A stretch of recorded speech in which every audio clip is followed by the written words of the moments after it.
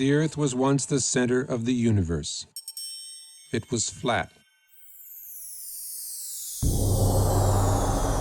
Then it was round,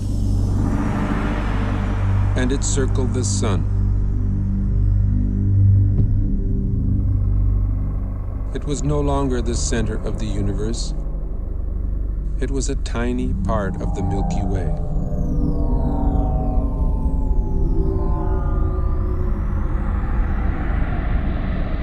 The Milky Way was the only galaxy, except it wasn't. It was only one of billions of galaxies floating in space without end.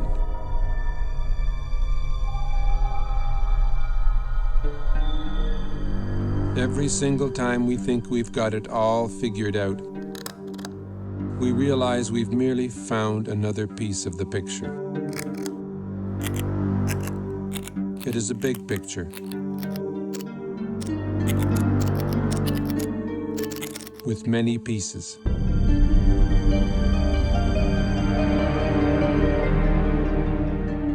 Sir Isaac Newton was the first to state the law of gravity. Eventually, everybody agreed that gravity alone formed galaxies and stars and planets, and that gravity alone holds the universe together.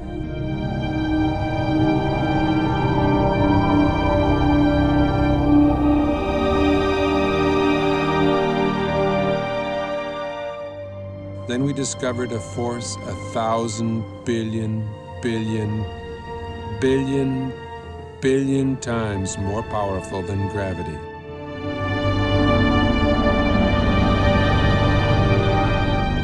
Until recently, we believed that the space between the stars and planets was empty, a vacuum. We now know it is teeming with charged particles.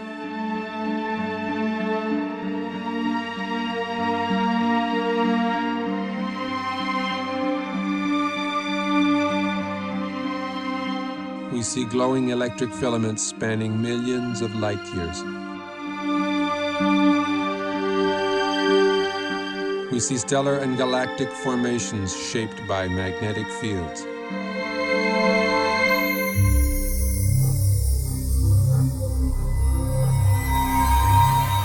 Only electric currents create magnetic fields.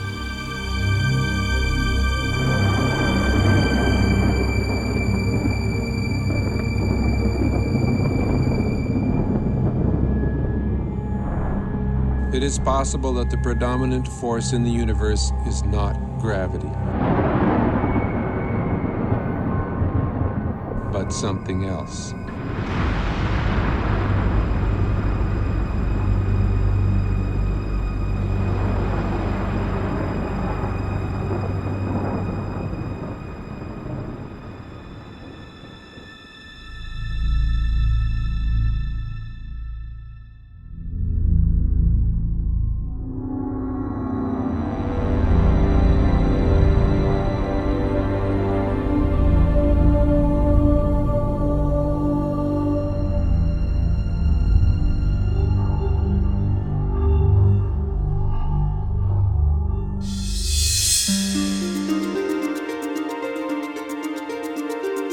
Recent discoveries in space have amazed and perplexed astronomers.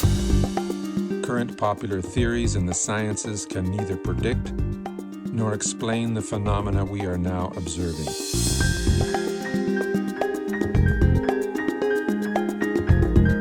A new theory is being proposed. A theory which can both predict and explain the data coming back from deep space. Its implications are profound and affect all the scientific disciplines. It is in fact a synthesis of the disciplines. A synthesis which has already led to discoveries that link modern astronomy, leading-edge plasma physics, and ancient mythology.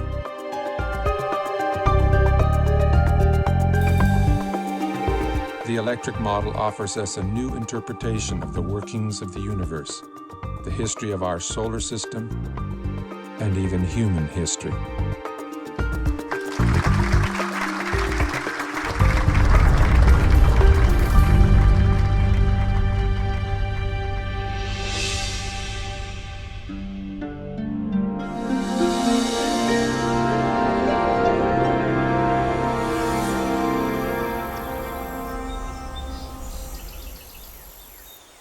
The rise of science was a triumph over mythology, over magic and superstition.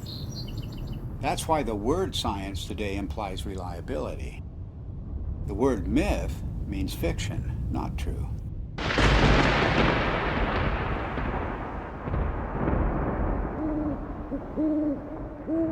And it turns out that the key to understanding the myths is the same key that is now helping us to understand objects in deep space, to understand the workings of the physical universe. That key is electricity.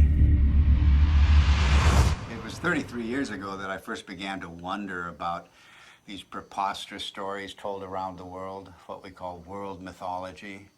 What was it that provoked this incredible outpouring of human imagination just a few thousand years ago, just before the birth of the first civilizations? I came to a radical conclusion that the myths arose from extraordinary natural events. Our early ancestors witnessed things in the sky that are not seen today. The events were awe-inspiring, both beautiful and terrifying. So it shouldn't surprise us that the myths are so incomprehensible. Well, of course they're incomprehensible. The celestial references are no longer present. It was in 1994 that I was invited to come to the US to attend a conference which was dealing with the possibility that the ancient sky, as witnessed by our earliest forebears, was different to the one we see today.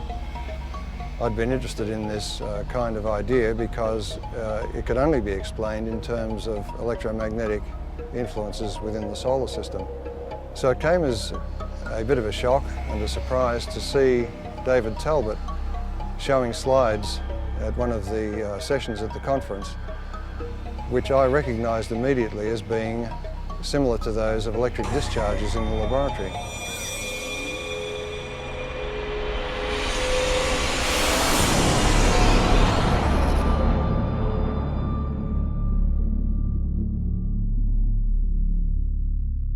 It was wonderful for me personally to come to my first Cronium meeting and hear Dave Talbot, and I still want to see some of those slides that he showed again and again and again that explained the white crown of Egypt and the rest of these things that he showed us, all from mythology, all from thousands of years ago. These things clearly were seen by civilizations that never talked to each other from the far corners of the earth. It all just clicked together like a three-dimensional jigsaw puzzle in my mind.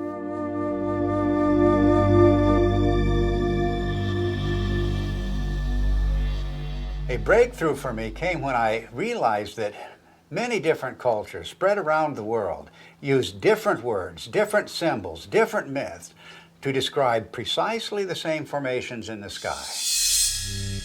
The Ouroboros, or celestial serpent biting its tail, for example, occurs on every habitable continent, but it has no ties to the world we now observe. Like all of the archetypes, it is part of an alien sky. A cosmic column rising to the center of the sky, holding aloft the wheel of heaven. And much more than a wheel, because this was the revolving cosmic temple, the city of the gods, the kingdom of heaven, always resting on the cosmic column. Then there's the image of the four rivers or pathways radiating from the center of the sky out to the boundary, the rim of the wheel. The simplest forms lead you invariably to the full story of world mythology. The hero's journey unfolds as the story of the wheel's axle. The mother goddess finds her identity in the star at the summit, the hub and spokes of the wheel.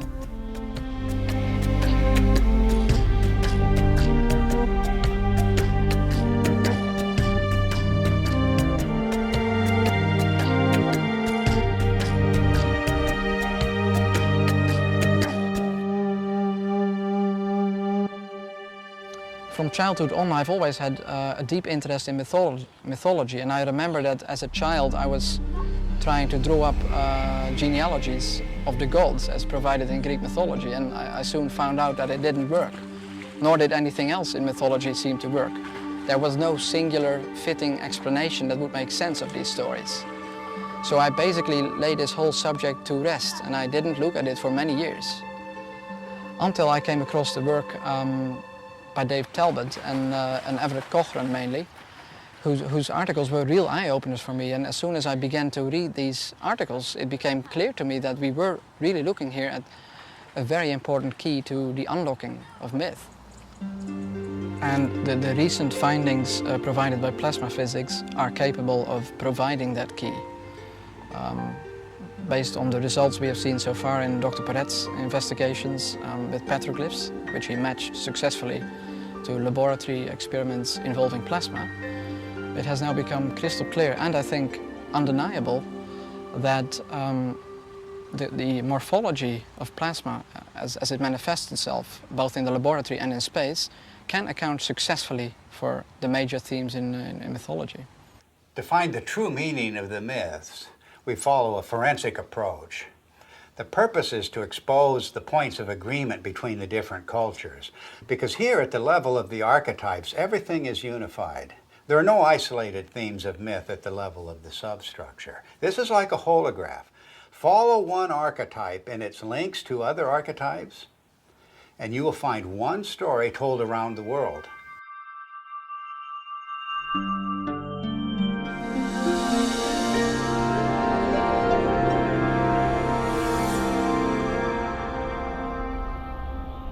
Throughout almost all of history, we have regarded the states of matter as being solid, liquid or gas.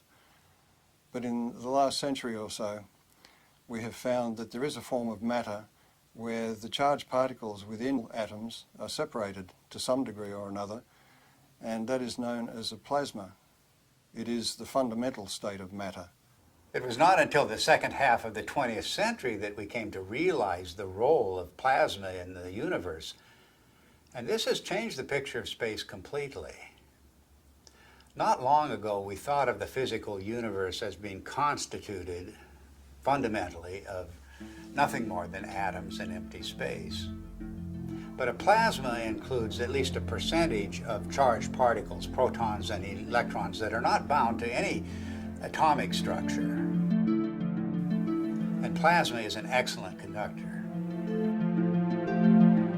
Electrons will move efficiently in the direction of charge equalization, and that's an electric current, of course. Now, the reason why we see magnetic fields everywhere we look in space is because electric currents produce magnetic fields, and only electric currents produce magnetic fields. But astronomers working only with gravitational equations did not anticipate the discovery of pervasive magnetic fields in deep space.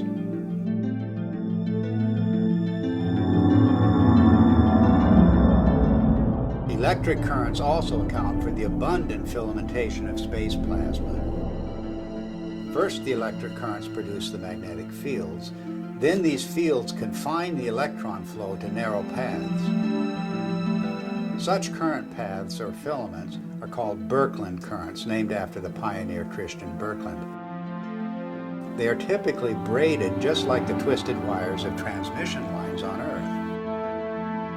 Well, that's their role in space, to conduct electricity across vast distances, creating the astonishing structures we observe in every direction. None of these structures were anticipated by gravitational theory, and none are indicated by the behavior of neutral gases in a vacuum. In any theory of the universe, plasma is extremely important because it has been found since the space age that it makes up 99.99% of the visible universe. So our inexperience with it on the Earth's surface is rather crippling when it comes to trying to decide on a cosmology to explain the visible universe.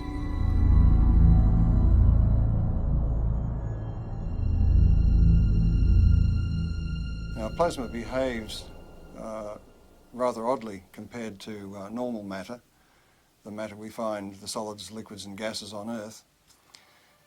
If you look at a novelty plasma ball, you will see that it forms these bright filaments that dart all around inside the globe. And if you look closely at them, you'll see that they're actually twin filaments twisted together. In other words, nature finds it efficient to be able to transfer energy over a distance by twisting two pairs of filaments together. And this is a characteristic of the way plasma carries electric currents in space. And one of the puzzles that has faced astronomers since the space age is the discovery of filamentary structures in galaxies, around stars, even the cometary tails of planets and comets themselves. These filamentary structures have come as a surprise.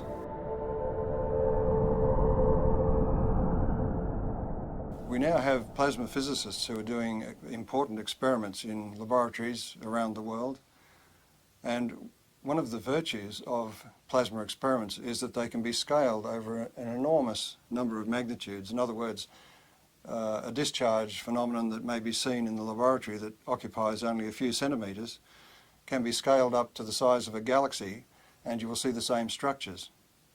Now this introduces a new area into cosmology where we can do experiments on Earth which can verify our ideas, our theories about how the rest of the universe works.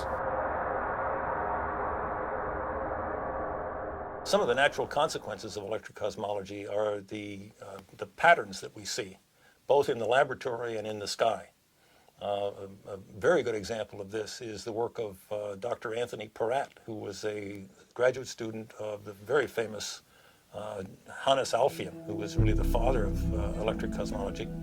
Peratt simulated on a supercomputer using just a cloud of electrical charges and a magnetic field, just using the laws of electrical science, not using anything to do with gravity. He simulated what looked like a spiral galaxy. And the interesting thing is that Peratt's spiral galaxy in the laboratory had exactly the same rotational properties as the real spiral galaxies that we see in the sky do.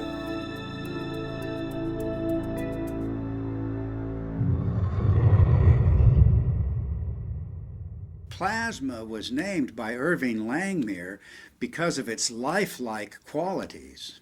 In other words, the similarity to blood plasma gave rise to the term plasma now used in the sciences.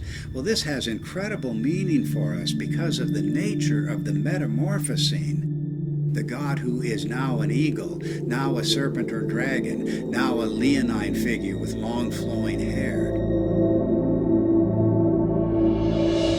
These figures take on a whole new meaning when we can interpret them with the benefit of plasma science.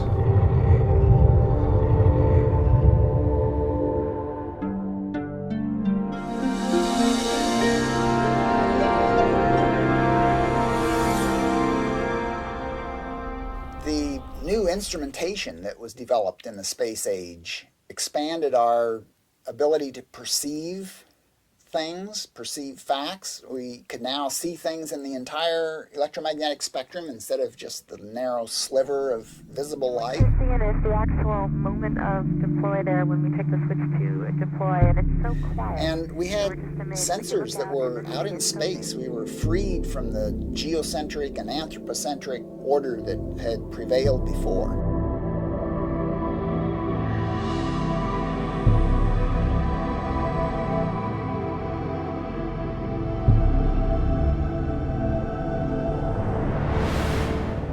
We've got a whole new universe, and the theoreticians are still trying to look at it through, a friend of mine says they're peering through the wrong end of the telescope and telling us what they imagine they see.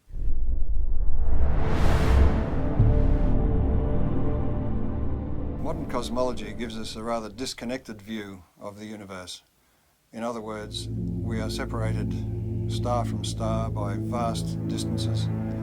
Light takes a long time to travel between stars and across galaxies, and therefore we look upon ourselves as isolated and disconnected. The electric universe takes a different view. It says that we are part of the sun's environment, electrical environment, and the sun is a part of the galactic environment. And the galaxy itself is strung, like all galaxies, on huge electric currents flowing through the universe.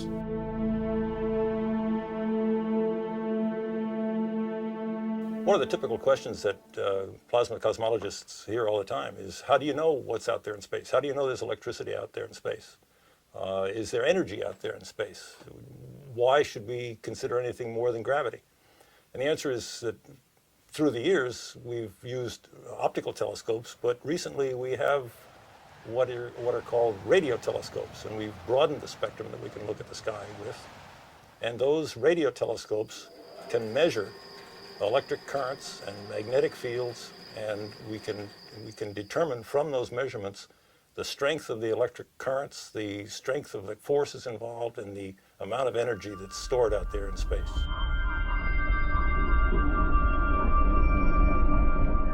The two major pillars of modern cosmology are based on the theories of relativity and quantum theory, and yet, as Einstein himself noted, the two are incompatible.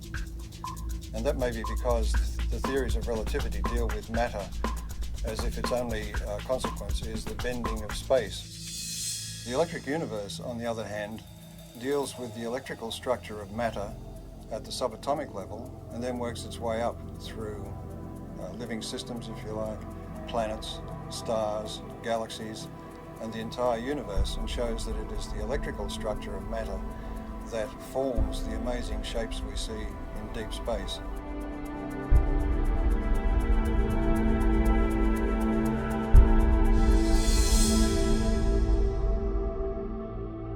We can demonstrate the existence of these currents flowing between galaxies and between stars by the presence of the magnetic fields they generate. Magnetic fields are threaded through space at all dimensions, within the solar system, on the surface of the sun, between stars, and within galaxies, and even between galaxies. Now, a magnetic field can only be generated by electric currents. So in other words, to continue that magnetic field for any length of time requires that there be electrical power input into those magnetic fields. And that raises the whole question of where does this power come from?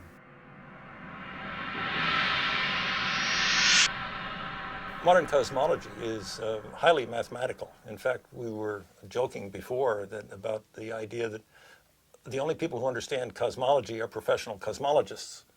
The basis of cosmology, really, if you hunt for it, lies in Einsteinian relativistic mechanics.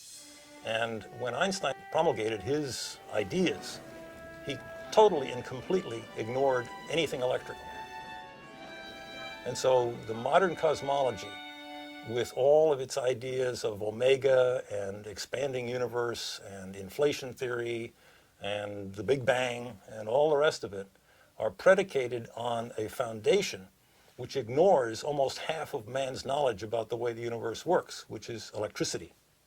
It may sound like I'm dismissing Einstein and his theories of relativity out of hand, but we have to give Einstein credit for his integrity in pointing out that his theory did not meet his requirements, and that is that his theory had to be tied back to some form of reality.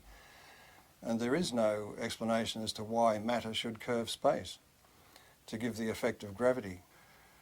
He felt that quantum theory, being a probabilistic theory, divorced cause and effect. And this is one of the things you cannot do in physics, is divorce cause and effect. Otherwise, you might as well give up and get a real job. But this is a puzzle that dogged Einstein through his later years, to the point that his followers tended to go off and use his geometrical explanations to conjure up things like black holes and neutron stars and so on, and the expansion of the universe and the Big Bang, without referring back to Einstein, who, with great integrity, said he wasn't satisfied with his explanation.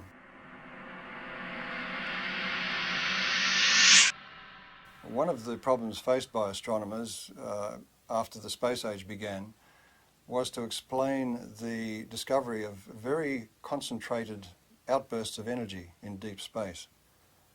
And that meant for them, since gravity is the only driving force available to them, that they required an infinite concentration of mass, because gravity is an infinitely weak force.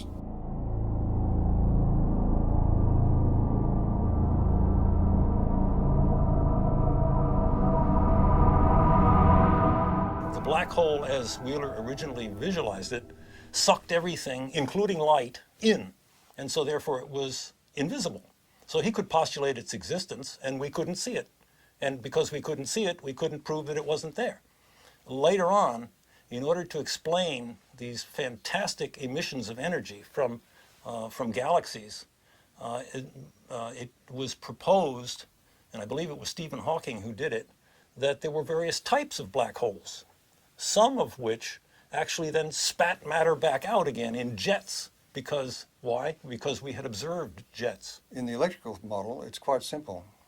If you think about it, the power that's expressed in your own home, in the heaters and the electric motors and the lighting and so on, is actually generated at a vast distance away from your house. In deep space, the same thing is true. The energy which we see concentrated in these events which are attributed to black holes and so on can more easily be explained as the confluence of electric energy from different parts of the same galaxy or even from other parts of the universe.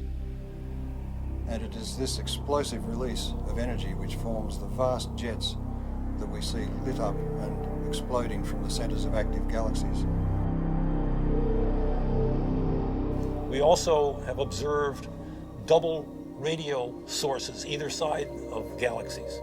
And that event was predicted by Hannes Alfvén, the founding father of modern electrical cosmology, and is still to this day unexplained by standard cosmology. One of the most interesting phenomena in the sky is the so-called pulsar. A pulsar is an object that is observed to put out pulses, both of light and radio activity, RF, in the RF spectrum. And those pulses are extremely rapid. They are something like milliseconds apart. So it's like a extremely fast strobe light. And thinking of a strobe light, astronomers immediately leapt to the lighthouse kind of analogy.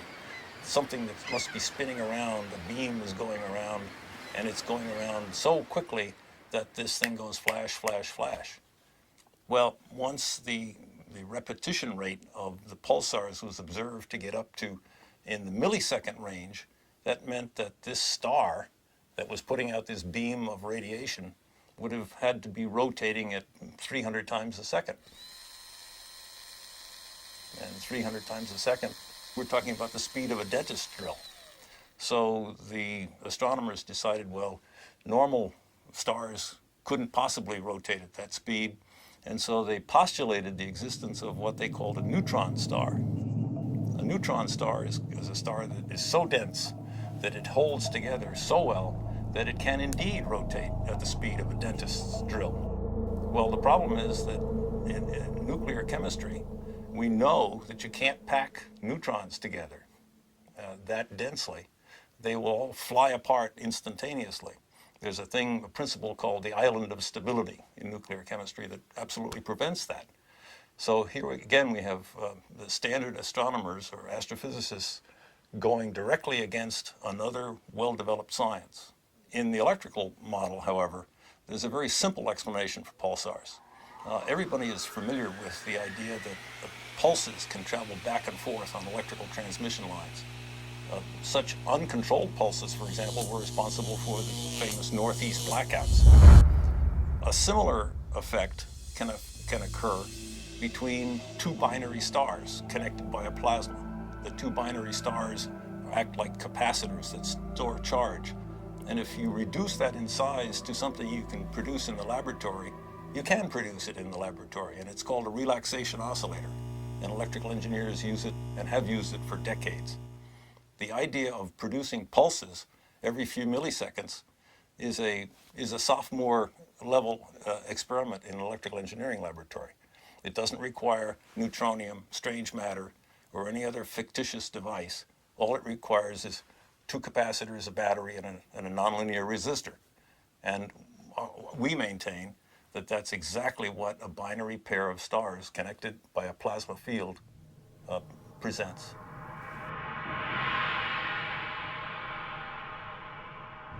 A typical ion in the solar wind, hydrogen nucleus, moving about 20 kilometers per second, which is relatively slow for the ions in the solar wind, in the magnetic field of the sun, experiences potentially magnetic forces that are something like 10 million times the strength of the gravitational force on that same ion from the sun.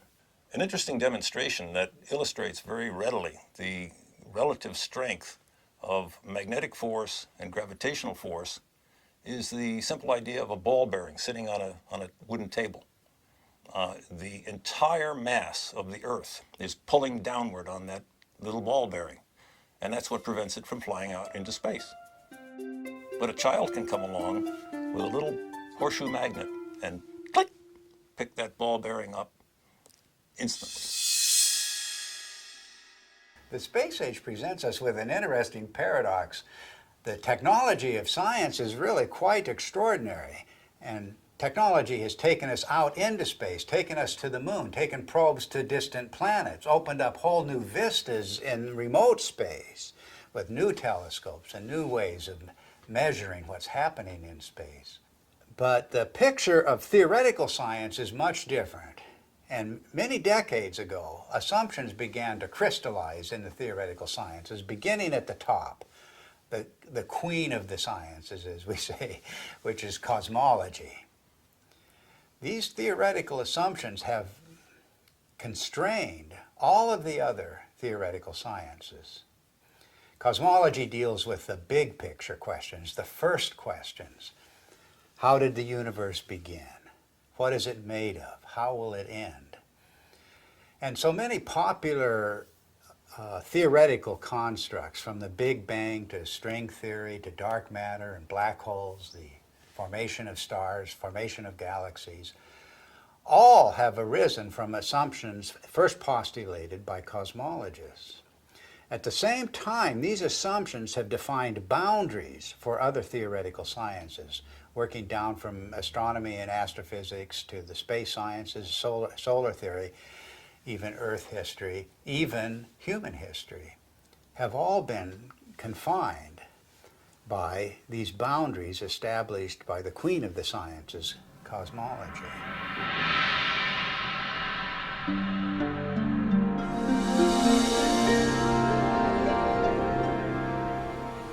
The sun just dominates our sky as the source of light and warmth and life itself on Earth. And this preeminence of the sun is so clear and obvious that it remains a mystery why virtually every ancient culture insisted that before the present sun, there was a quite different luminary ruling the sky. The central sun, the superior sun, the best sun, the motionless sun. And all of these cultures, whatever may be the meaning of these traditions, are insisting that the sky has changed. Of course, our ideas about the sun have continually changed. Only a few centuries ago, the sun was a campfire or ember in the sky. Then, early in the 20th century, under the influence of gravitational theory, the sun was seen as a gravitationally collapsing nebular cloud.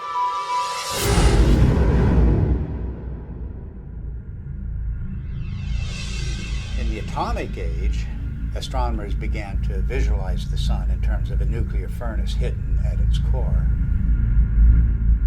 But now we're in the age of plasma science, with discoveries of the electric currents in space. And it's inconceivable that these discoveries would not change the picture of the sun again. Plasma cosmologists have been able to demonstrate experimentally and also in the supercomputer that galaxies are an electrical phenomenon, which raises the question about stars, and in particular our own sun, which is the closest star to the Earth, of course. Any theory of the sun has to explain how it could continue to burn for billions of years and also explain its present size. based on its known mass. And of course, as soon as nuclear energy was discovered, it was grasped immediately as the energy source of the sun. But all of that assumes that the sun is disconnected and an isolated body, and that it must consume itself over its lifetime to provide the heat and light that we receive from it. But if the sun is connected to the rest of the galaxy in an electrical sense, it doesn't require to burn itself at all. And the energy that we receive is actually being received from the galaxy, and the sun is acting as a focus for that energy.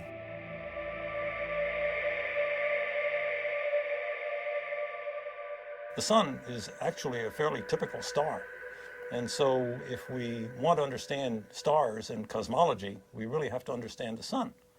And the standard model of the sun, so-called, that astronomers are so very proud of these days, really doesn't explain very much about the sun. Why is there a corona in the first place? Everybody knows about the corona, the beautiful corona that we see during solar eclipses.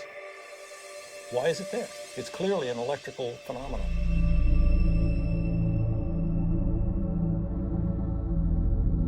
One of the greatest puzzles about the sun has been, with a surface temperature of 6,000 degrees, high above that surface we have temperatures of millions of degrees. And the question has been, how do we get the energy from the center of the sun somehow past that surface to heat the upper atmosphere of the sun to millions of degrees? In the electric model, you don't have that problem, because if the energy is arriving from outside the sun,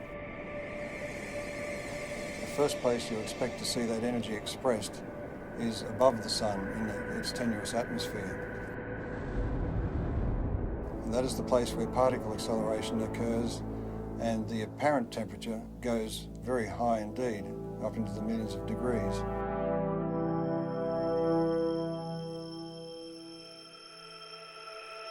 The fact that the particles in the solar wind accelerate, that is to say, increase their velocity with increasing distance away from the sun, the farther away they get, the faster they go. And the fact that those particles are indeed charged particles leads me, as an electrical engineer, to come to the immediate conclusion that this is an electrical process. In the solar model, think of the sun as being a positive anode, very high voltage body that obviously would emanate an electric field. And if you put a charged particle in an electric field, it will accelerate.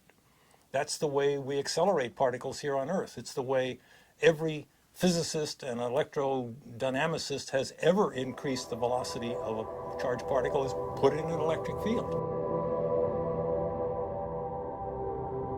One of the features we observe on the sun, which have no business being there, according to the standard model, are sunspots. The most significant thing about a sunspot is the fact that the center of the sunspot is dark. And if the sun is trying to radiate energy from its core into space, we should expect that it is bright.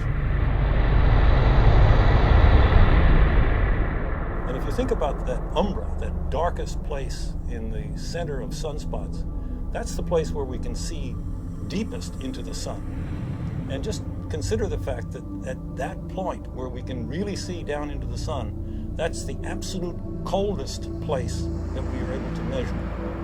If the center of the sun is really a nuclear fusion furnace, it should be the hottest because we're closest to the source, and it's not the case.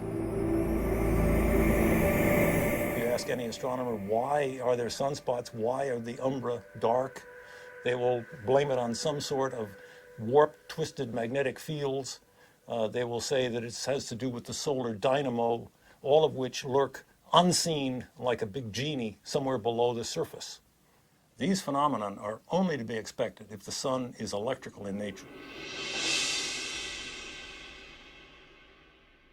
Astrophysicists make the claim that the solar fusion model has indeed been tested in the laboratory, and nothing really is further from the truth. Although each of the steps involved in the hydrogen to helium fusion reaction have indeed been verified experimentally, The overall experiment, the overall reaction, has never been produced in a continuous laboratory experiment.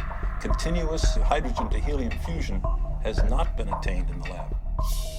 The strength, in fact, of the electric cosmology is that indeed all of the mechanisms that the electrical people talk about have indeed been verified over decades, in fact, at least a century, in the laboratory. The plasma scaling is well known, and plasma and electrical experiments have verified every step of the way.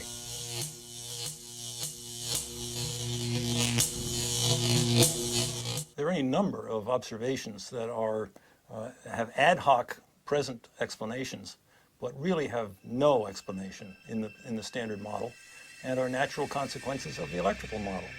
For example, heavy elements, the solar spectrum, the neutrino deficiency, the neutrino variability, solar atmosphere, differential rotation by latitude, differential rotation by depth, equatorial plasma torus, sunspots, sunspot migration, the sunspot penumbra, and the sunspot cycle itself. Magnetic field strength, the even magnetic field, helioseismology, the solar density, and the changing size. All of the observations that in that list are natural consequences of the electrical sun model. Standard astronomers tend to pass them off as being inconsequential difficulties that will eventually someday be solved. I maintain, and so do our colleagues here, that these are not inconsequential, but are rather death blows to the solar fusion model, because they are important. They're not secondary, they're primary falsifying observations for that failed nuclear fusion model. What I find so fascinating about the electric model of the sun is not just that it's a challenge to long-standing theory, but that it opens the door to the ancient world, to an electric sky. The electromagnetic phenomena that we now observe on the surface of the sun and in the vicinity of the sun are direct pointers backwards to the plasma formations that were seen above the ancient sky worshippers.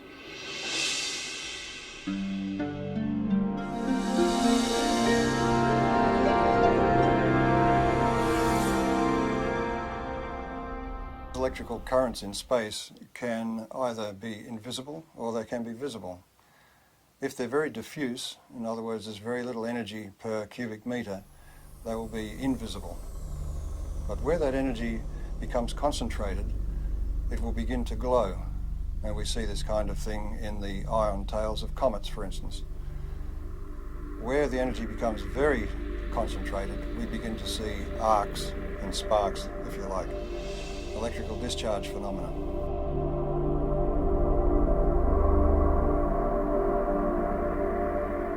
The standard theory of comets comes from the view that the solar system was formed from a rotating cloud of gas and dust, and that the planets, in some fashion as yet unexplained completely, formed from most of that gas and dust, but there were leftovers. And the leftovers are beyond sight, outside the solar system, in a hypothetical Oort cloud, as it's called. We have no observational evidence for such a cloud. The electric universe model of comets is that they are actually parts of well-differentiated planetary bodies that have in the past suffered from electrical plasma discharge machining, and that some of the surface material has been lofted into space, so it is expected to be rocky. The second thing is that because comets trace an elongated orbit, both away from the sun and towards the sun, in that trajectory, its charge changes, its voltage changes. Since it spends most of its time in the outer solar system, the voltage that it has reflects the voltage in the outer solar system.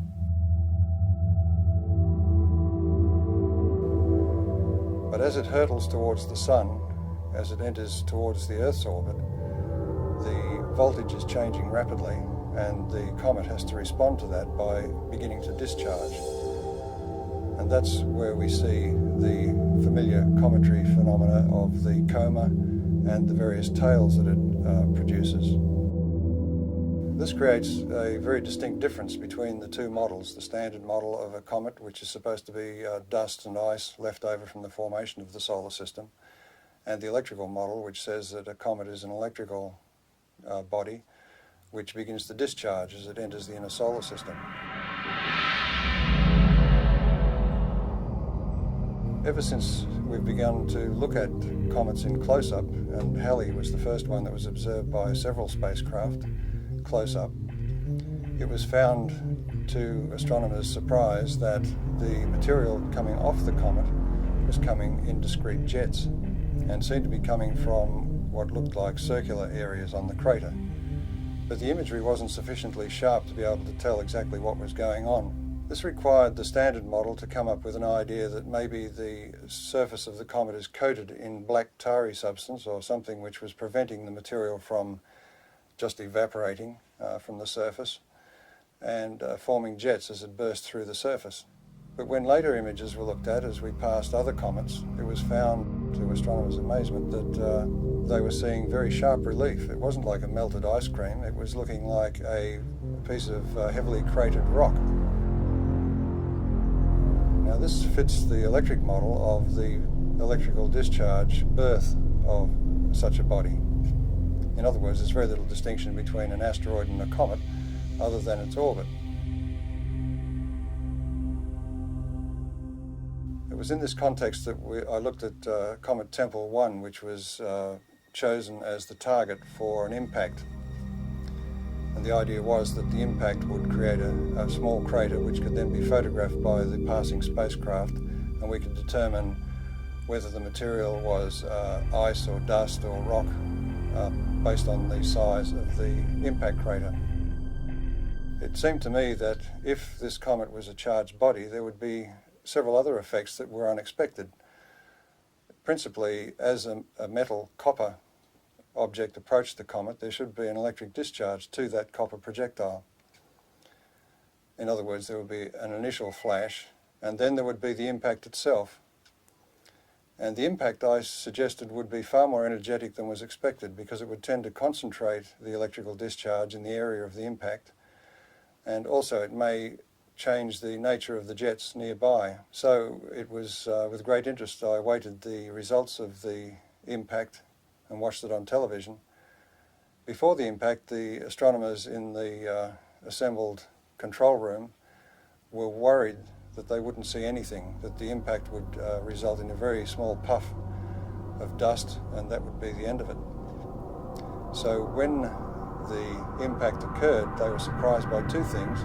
One was that there was an initial flash followed by the main impact, which was so energetic that some of the sensors were almost swamped, and the passing spacecraft was unable to achieve its primary aim, which was to photograph the crater.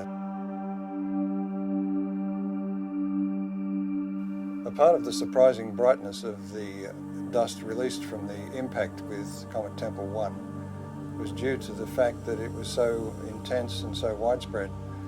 And one of the initial findings was that it seems to be very finely divided dust. Now this is the same thing that was found at Comet Halley, and it was a surprise then, so it's rather surprising that they are surprised once more.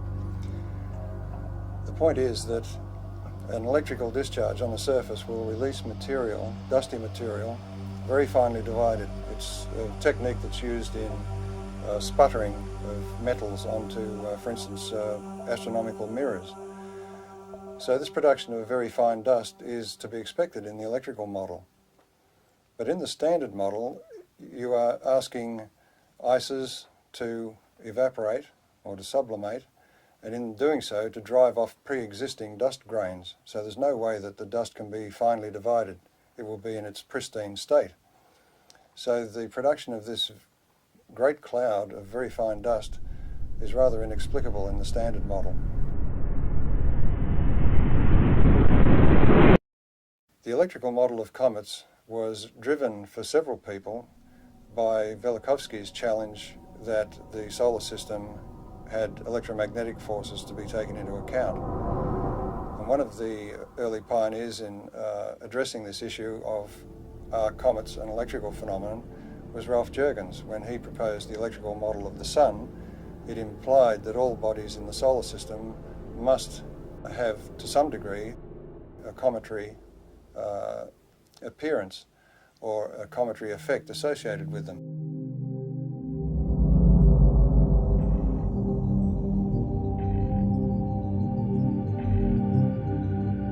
Ralph Jurgens, in his model of the sun, showed that bodies moving radially towards or away from the sun would experience electrical forces which could induce a cometary display, that is, a visible display.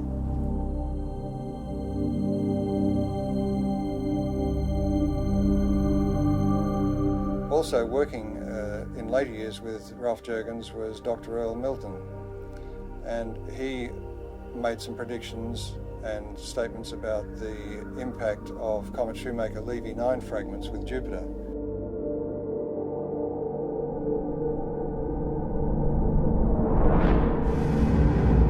And his view of the electrical nature of those impacts was also vindicated.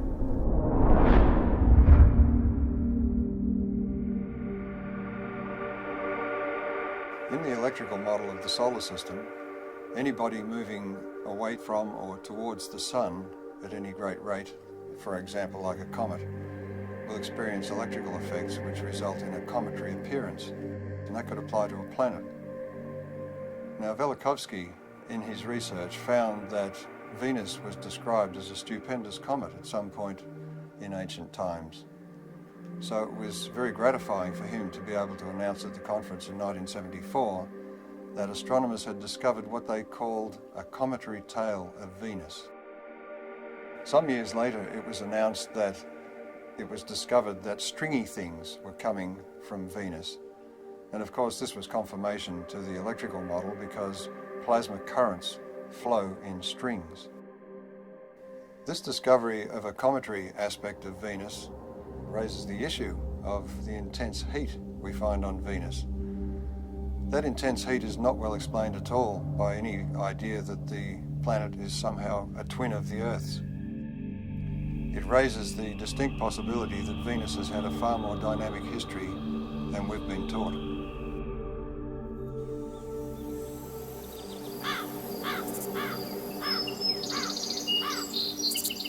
Our ancient ancestors were obsessed with the comet. Let the slightest wisp of a comet appear in the sky and all of humanity was thrown into terror. But why was this?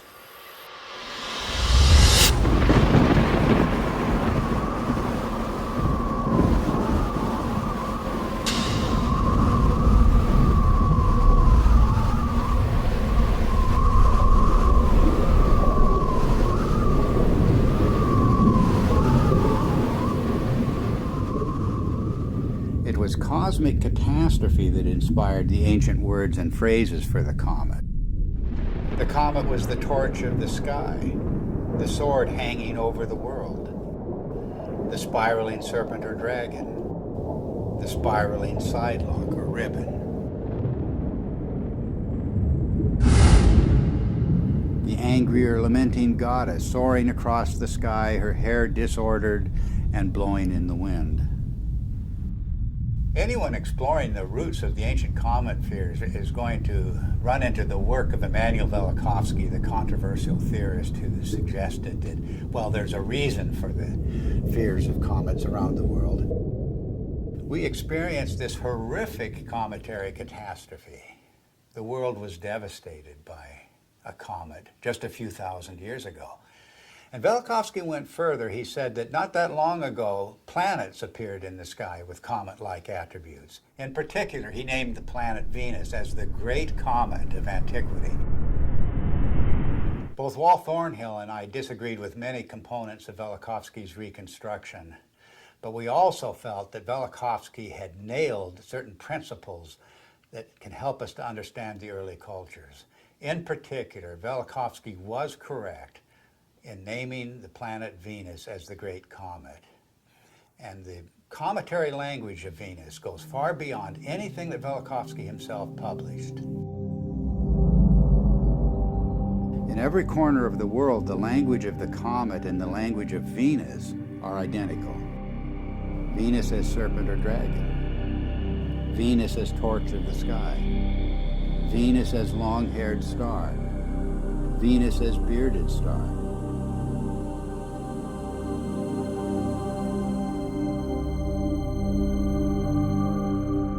The Sumerian goddess Inanna was identified as Venus. She was the Lady of Life. But in her terrible aspect, she became a dragon-like flame in the sky.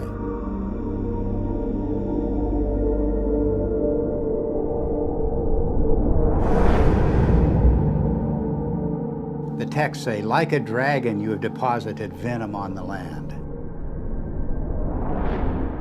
raining the fanned fire down upon the nation. Inanna became a roaring storm. She devastated the land. Mankind comes before you in fear and trembling at your tempestuous radiance, the texts say. Inanna's Babylonian counterpart Ishtar was also identified as Venus. She was the shining torch of heaven and earth.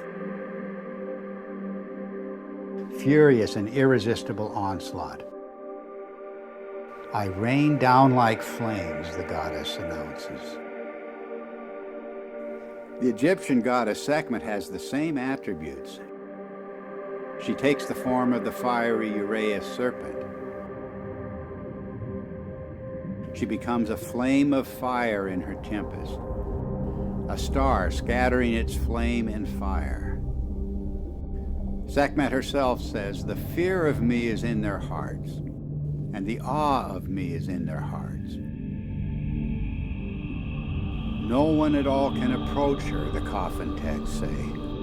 The streams behind her are flames of fire. The astonishing fact is that goddesses everywhere exhibit this terrifying and cometary aspect.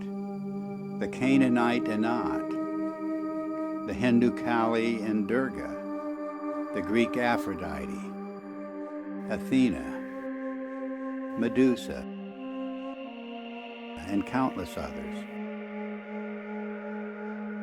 And of course, you can add numerous counterparts in the New World, from the Incan goddess Chaska to the Aztec goddess Xochiquetzal to the legendary Nokomis of North American Indian tribes. The serpent or dragon is an unexplained mythical archetype. There's nothing like it anywhere in the biological world. And yet the same recurring features will be found in cultures the world over. The dragon's disheveled hair and shaggy beard. Its knotted aspect, and its worldwide appearance as entwined twins.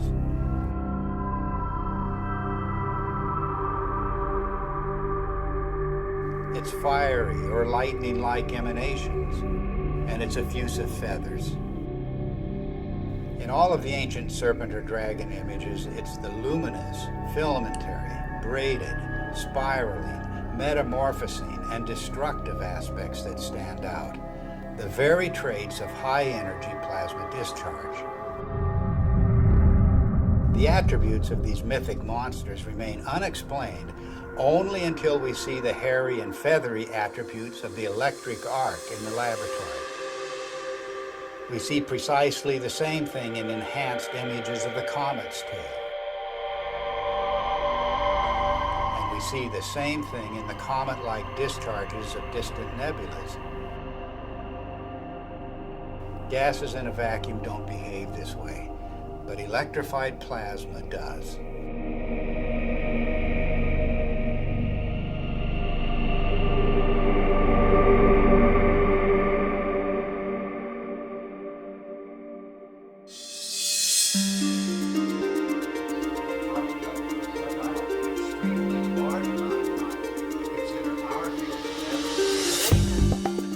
The recent discoveries about the comet have astonished astronomers. Extreme ultraviolet light, X-rays, supersonic jets, sharply etched surface relief, and cometary nuclei fragmenting explosively. No one expected such high-energy events.